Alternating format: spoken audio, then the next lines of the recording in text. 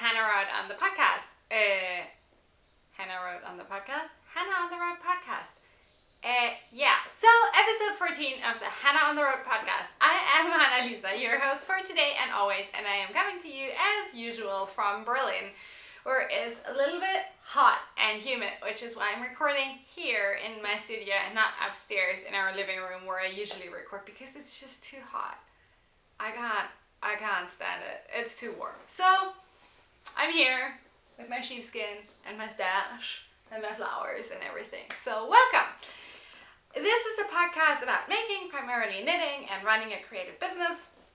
And if you want to find out more about me, you can find me as Hannah on the Road everywhere on the interwebs. I'm most active on Instagram, but I'm also on Ravelry and on Facebook. And if you are looking for show notes for this podcast, you can find them as always on the blog, which is hannalisahafakamp.com, and there will be a link in the down bar below. You might also hear a little bit of chirping, maybe some birds and stuff, because I have the window open because it's too beautiful outside to not have it open. So yeah, you just have to deal with it. This episode is maybe a little bit on the shorter side. As usual, I do have my show notes with me, and we're going to talk a little bit of knitting, and then I have a few shop updates for you. We're going to have a little acquisition/gift section, and then we are transitioning via recommendations into the business part of this podcast. As you might recall from last episode, I want to answer a question in every episode that was posted as an answer to my giveaway prompt a few weeks ago. And this time, this question is going to be in the recommendations part, because I got asked to share more book reviews and yarn reviews and also knitting tool reviews. So I think I'm just going to do that every once in a while whenever I come across something that I really like and that I think you would like too. Let's do that. Alrighty. Let's start with knitting, shall we? Yay!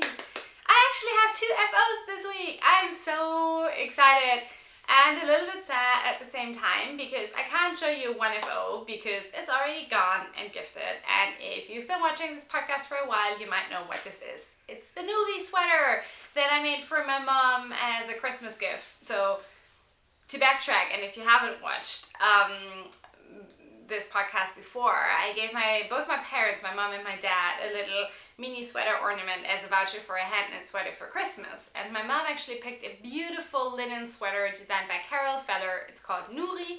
It was published in last year's summer Pom Pom magazine. And last episode, so 2 weeks ago, I had just swatched for it. And I am super happy to report that I actually finished the sweater in the 2 weeks that we haven't seen each other. And because I was meeting my mom at my sister's over the long weekend, I brought my knitting, I finished it there, and I gifted it to her. So I'm going to insert a few pictures here so that you can see it in its full glory because it's amazing and I'm so in love and now I want to make myself one. As I said, the pattern was the Nuri sweater by Carol Feller from Pom Pom summer issue last year. I think that was issue number 17. And I knit it in the yarn that the pattern calls for, which is Quince & Co. Kestrel. Excuse me. Quince & Co. Kestrel in the colorway Porpoise, which is this beautiful sort of grayish blue, almost a little bit lavender. It's really hard to capture on camera, but it's gorgeous in person. I knit this on I believe Knit Pro Symphony, so wooden needles, which I usually don't do, but it was the only pair that I had in what was that? US 5, I think, which exactly matched my gauge. So yeah, that's that. Sorry that I can't show it to you live, but I'm hoping you are as happy as I am that my mom is so happy that she never wants to take it off. So yay! But I didn't want to leave you with a no-show FO. Which is why I brought a second FO! Yay! And this time I actually remembered to bring the sock blockers that Verena gave me for my birthday. Yay! Which is awesome, and they are awesome and I love them. Those are my vanilla socks. Super simple, like plain vanilla that I knit from the toe up on 56 stitches. I did a gusset and heel flip, and then a simple 2x2 rib, and I twisted the knit stitches for the ribbing because I really like it. The yarn is Miss Mothball's Tweety Feet in her Sweet Dreams colorway, and I really like it. I like them. I'm happy that they're done. I knit them on my 9-inch circulars, by the way, which are awesome. Adi Sockenwunder, highly recommend them for everyone who's been asking me about knitting gadgets. Go get yourself some. Also knitting gadgets, these are really nice. I have no idea where Verena got them, but I love them. Super happy. I think, by the way, this might be my, oh god, this is embarrassing, but this might be my first official entry into the Box of Socks Cal 2017. Because I actually don't think I've finished a pair of socks until now. I have I think I have 2 single socks lying around. So yeah. And technically the one pair that I did finish was a cast on December 31st. So that doesn't count, I think. So yeah. If you haven't heard of it, the Box of Socks Cal is a year-long knit-along. If you're watching this, you probably heard of it. But just in case, year-long knit-along hosted by Kristen from the Yarngasm podcast, who also has the indie dye company Woolenwein. And you basically knit 12 pairs of socks, you put them in a box, that's your box of socks. It's as simple as that. Sorry guys, I think the weather is just throwing me off. So you might have to deal with a little bit of weird Hannah-Lisa today. Sorry about that. Alrighty, let's move on from finished objects to work in progress, or works in progress.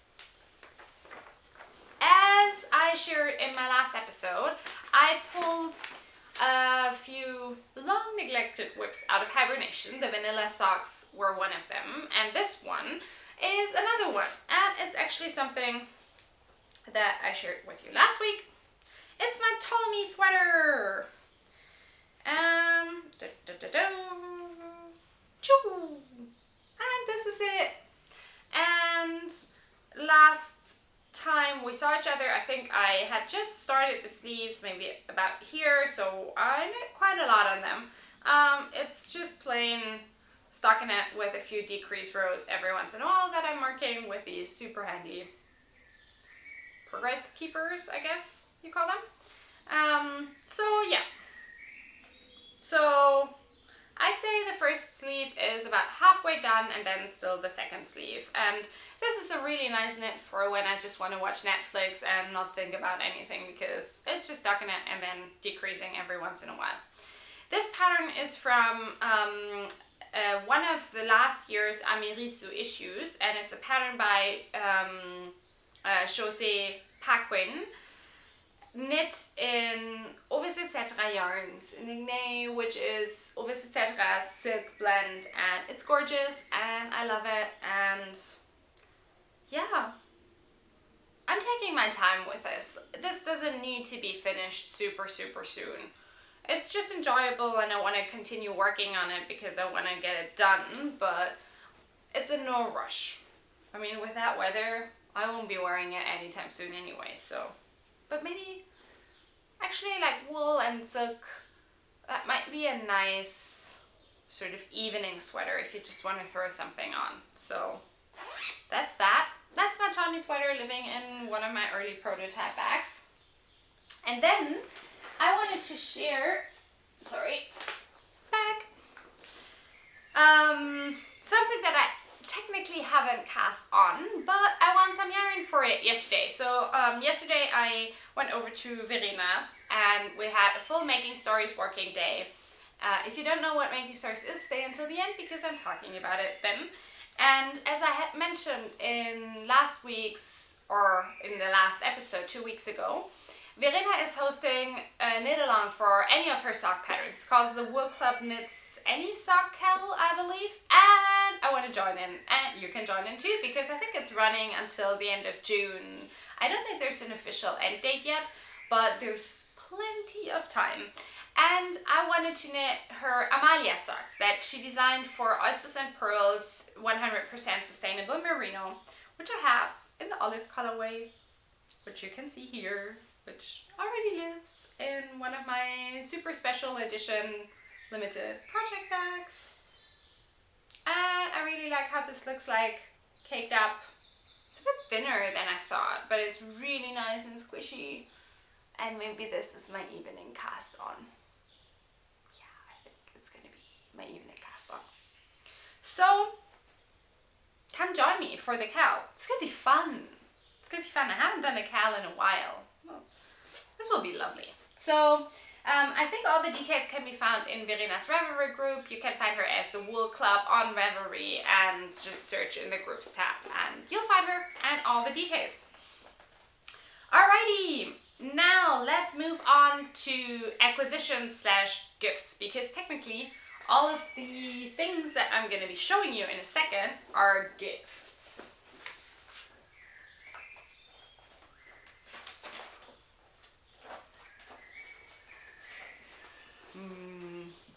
Yeah, I got spoiled. Alrighty, so let's start first. How do we go about this? Maybe oldest to newest. So the first thing that I want to share with you is this beautiful skein of sock yarn, Cuckoo Yarns, which is this gorgeous bluish teal with speckles of blue and a little bit of yellow, and it's glorious. And this was actually a gift from Miriam, who runs the Lana Rara yarn company in Switzerland that we're featuring in Woods, the first book by Making Stories. And she sent a care package to Verena and me, and she sent yarn for us. How amazing is that? So Miriam, if by any chance, if you're watching this, thank you so much.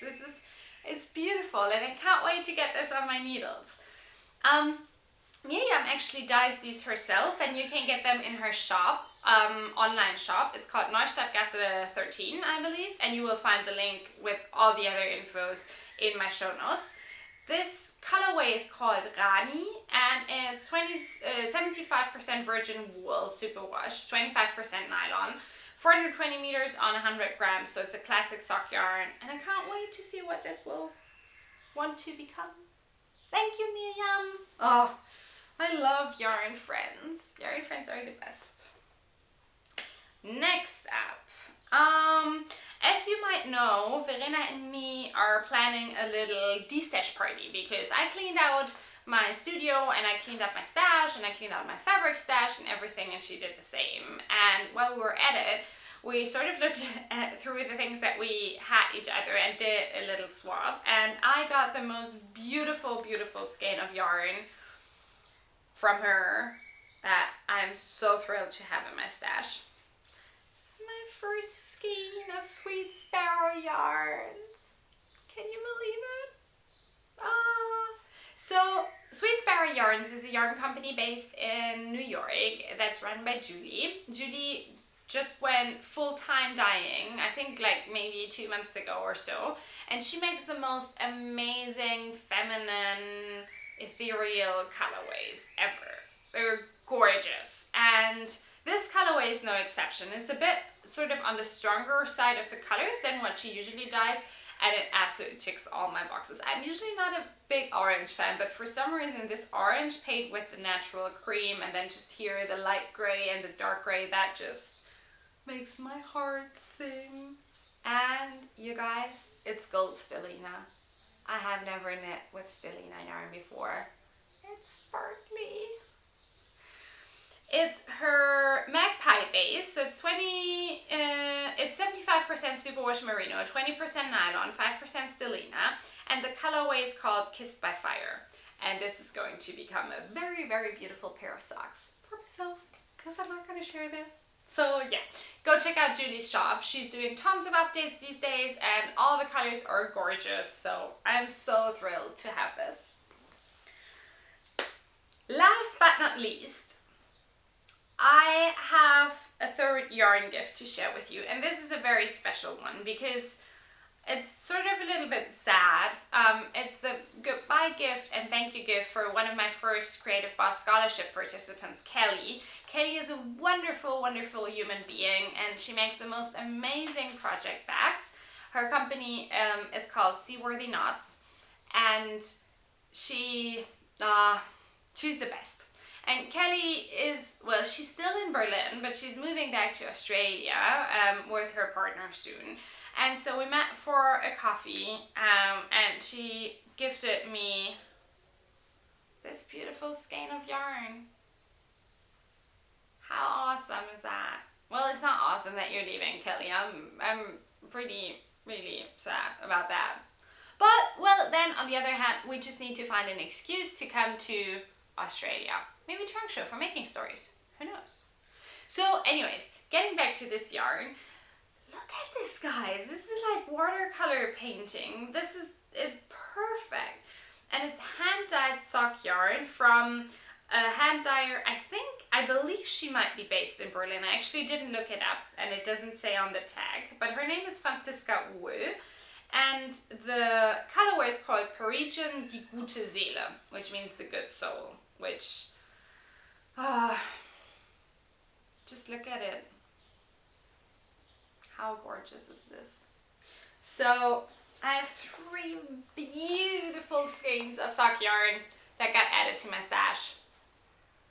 And I can't wait to knit with them. I need to knit faster, I think. Faster, faster. Alrighty, there we go onto the stash. And then the last gift that I wanted to share with you is a super, super special one. As you might recall, I am running the Get Shit Done challenge at the moment. It's coming to an end, and one of the participants is the lovely Alex. And Alex is an illustrator and knitwear designer, and she's based in the US but has Estonian heritage. I'm hoping it's Estonian. I'm pretty sure it's Estonian. And I think I commented on one of her posts in the Facebook group of the Get Shit Done challenge and said that I had checked out her Etsy shop and that I absolutely love the knitter postcards that she has there. Lo and behold, a few days later, I have this in the mail and I'm like, what is happening? First up, how cute is this? This is her card. Like, she printed this. It's a mitten and it's gorgeous. So cute. And then she sent me 5 postcards. Let's keep with a mitten theme. So this is, I think this is like abstract mittens. Super, super modern. I love this. Like, I love it. And then sort of stylized stockings. Super cute. And then you're gonna love this. She sent 3 of her knitter postcards. And I can't get over how perfect they are. They are the best knitting postcards that I've ever seen. Seriously, this one, this is my favorite. They're so good. And honestly, I mean, come on, we can all relate, right? We try on things while we're knitting them, and it's like a hassle and needles are everywhere and yarns everywhere and everything flies off the needles and stuff. So these are perfect. Yeah. Maybe one of them is going to go into a giveaway. Maybe, if I'm feeling very, very generous. Alex, thank you so, so much for sending these over. They are amazing. And you guys, you have to check her out. It's Alex Bird. And I'm going to put the link to her shop in the show notes. Go check out. Get yourself some of these postcards. They're amazing. Alrighty guys, I'm back. Sorry, camera ran out of battery. Oopsie. Hoping it doesn't happen again. So we're back with news, and this time I have a short and sweet shop news section because first of all, there's a big thank you in order. I sent my bags to 3 wonderful, wonderful podcasters who have been watching for, well, ever basically, or since they've been around, and I was so thrilled that they agreed to review the bag. So a huge, huge thank you to Katie from Inside Number 23 and Jacqueline from the Brooklyn Knitful podcast and to Taylor from Wool Needles Hands. All 3 of them, I'm so thrilled that you like your bags, and yeah, I wanted to say a huge thank you for agreeing to review them. That made me super happy. In other news, I will be having another shop update this week, this Thursday, that is June 1st, and there will be a new addition to the shop. And it's this one! And I'm so excited, because it might be my favorite color. I know I keep saying that about every single color, but this blue really, it just stole my heart. I think I'm going to be calling this maybe Caribbean blue or something. For some reason, it reminds me of the Caribbean. I don't know. But I love it. It's gorgeous. Small and large bags will be in the shop with us, and I can't wait to show them to you. Yay! Alrighty. The last segment of the making, or the last part of the making segment of the podcast is recommendation. And I actually have 2 recommendations for you today. One is something that I've listened to this morning and I just need to share because it's really good. You might have heard of Libby Johnson, who's also Truly Myrtle on Instagram and on iTunes and everywhere on the interwebs. She has a podcast, so an audio podcast, not like a video podcast, an audio one. That's also called the Truly Myrtle podcast, and she recently went to Sydney for a weekend to teach at Skein Sisters, which is a new yarn shop in Sydney. That sounds absolutely amazing, and I want to hop on a plane and go there and visit. And she actually met up with Claire from Knit Your Love and Hannah from Circus Tonic Handmade, and they had dinner at Hannah's house and recorded their conversation, and it's awesome. It's authentic, it's cozy, and it just... yeah, it was perfect to listen to it this morning. So go on iTunes, I think it's episode 61 of the Truly Myrtle podcast. Download it, listen to it, give those awesome ladies some love. And then last in my recommendation section is actually coming back to the request from earlier that I share a bit more reviews of things and like books, knitting gadgets, and whatnot. And I went back through my reading list and I actually discovered a really good book that I had read a few weeks ago and that I think I haven't really shared about on the podcast. I shared about it on Instagram, so you might have seen it. But as you guys seem to like book reviews, here's a book review for you.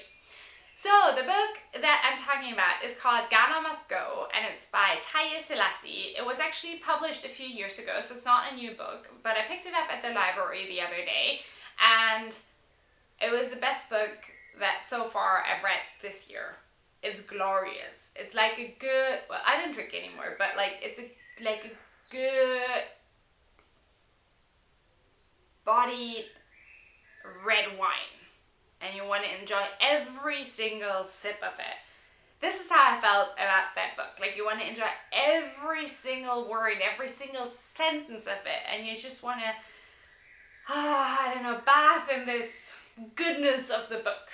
So, yeah, highly recommend it. What is it about? It's about a family that comes originally from Ghana, and then the story plays out over 3 continents, so Africa, North America, and also Europe. And it's a really intricate story about the different relationships in the family, and it sort of uncovers the family history, if you will. I can't really share much more because that would be a lot of spoilers, and I hate spoilers, so I'm not giving you spoilers. But if you like Chimamanda Ngozi Adichie, go pick this one up because then you'll love this one, trust me. Also, if you like Donna Tartt, go pick this one up because it's also similar, it has a similar vibe. So, really excited to be recommending this book. Ghana Must Go, really good. Go to your library, go to your local bookstore. Support local bookstores, it's important. And pick it up, read it, let me know what you think. Now, it's time to move on into the business segment of things. And I have 3 subsegments of the business part of this podcast today. Number 1, Q&A. Number 2, a quick update of what I've been working on. And number 3 is a creative boss tip. So number 1, Q&A. I had a question also under one of my previous podcast episodes from Christina, who just started her own business. Congratulations, Christina. That's super exciting. And she's asking about Facebook and Instagram ads and whether I think they are a good idea to spend money on or not. Now, disclaimer, I've only done a few Facebook ads in the past. I don't have any experience whatsoever with Instagram ads for my own business. Back when I was still working my old job, Instagram ads didn't exist yet. So yeah, I didn't try around with that back then either. I've had very mixed results with Facebook ads. The main advantage over Facebook ads, and I think that same thing holds true for Instagram ads, is that they're very, very targeted. So you can really, because Facebook knows a ton about you, about everyone, right? You can really target it. So you can, for example, say, I want to target this ad to women between 18 and 27 who are living in Berlin in these 4 areas of Berlin who are interested in knitting and crochet and crafting. And that will probably give you a target group of, I don't know, maybe 200 or something, right? But it's a super, super targeted way to display your ads to the exact right audience, which in theory should give you a higher, what's called the return on investment, which means sort of like how much money you get for the money that you spend on the ads. So how much revenue, for example, you generate.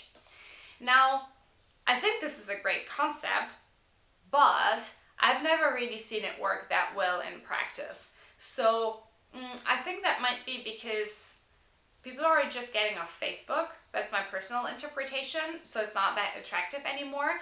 I think Facebook ads used to work really well in the early days of Facebook and Facebook ad targeting, but now I don't think they work that well anymore.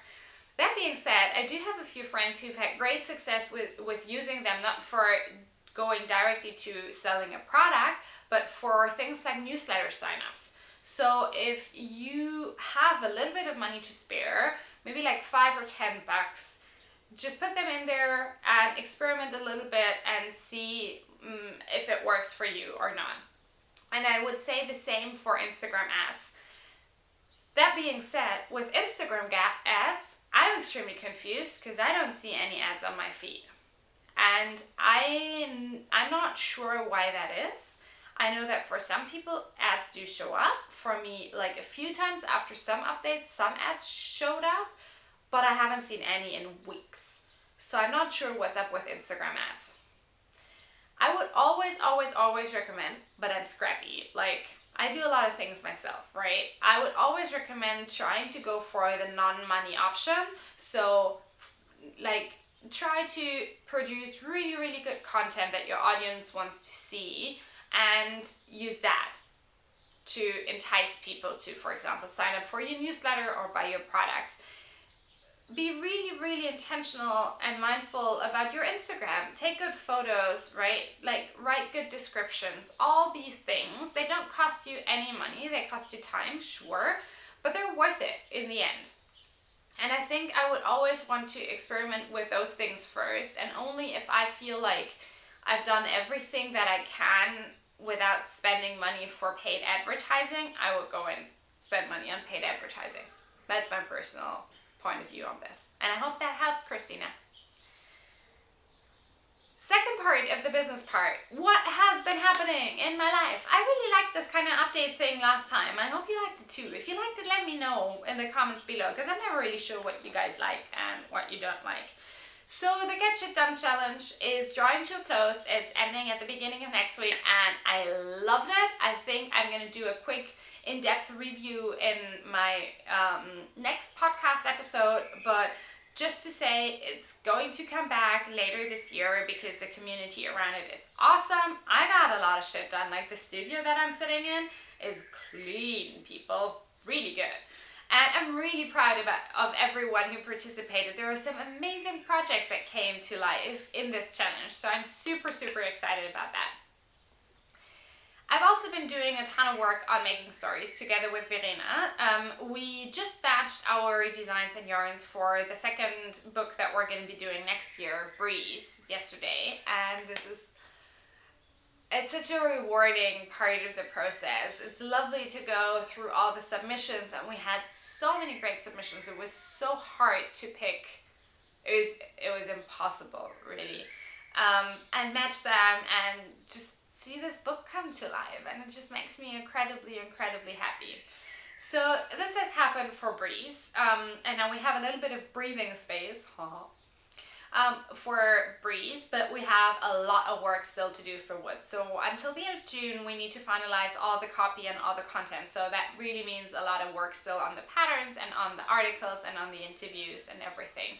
But I'm excited about that. It's work that I love doing, and I can't wait to share everything with you.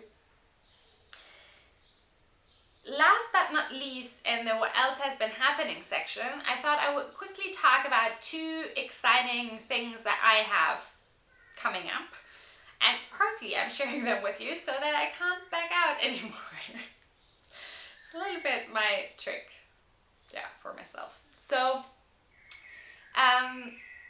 the one thing that I wanted to share with you is I'll be starting a Patreon. So Patreon is a platform where you can pledge a specific sum of money per month, like starting from $2, $5, $10, and it's to support content creators like me in their work. And of course, you get something in return. Things like I'll be offering things like videos and lots of really good content for everyone who runs or wants to start their own creative business. So I'm just putting it out there. I'm not sure yet when I'll be releasing it, but stay tuned for more news on that. And I'm super excited and a bit nervous about that. Yeah. And the second thing is that I'll be launching a beta test soon for a new Creative Boss mini class. So I have a new product in my product portfolio, and that is a mini class targeted towards people who are running their own creative business.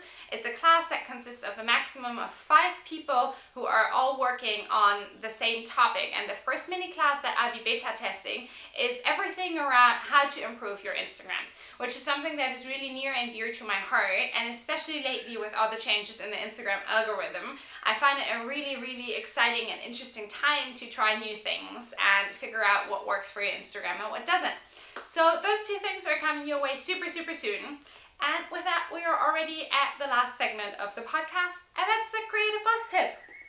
And this week's Creative Boss Tip is something a little bit different, and it is actually a tip for an organization that I'm part of. It's called the Craft Industry Alliance, and it's a really cool organization of crafty business owners. They are based in the US, run by 2 women, Abby and Christine, and they're amazing. Like, they essentially provide really good content and business contacts, and it is centered around connecting with other business owners and really helping you progress in your own business, if you so will. I will be putting the link to the Craft Industry Alliance website in the show notes.